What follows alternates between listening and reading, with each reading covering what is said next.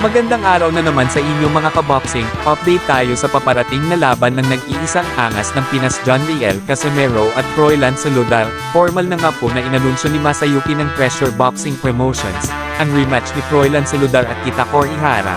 Ito ay magaganap sa January 26, 2024 sa Cebu City. Matatandaan na sa huling laban nito ay pinabagsak ni Froilan Saludar ang Hapon na si Kitakor Ihara sa loob lang ng first round noong October 2023.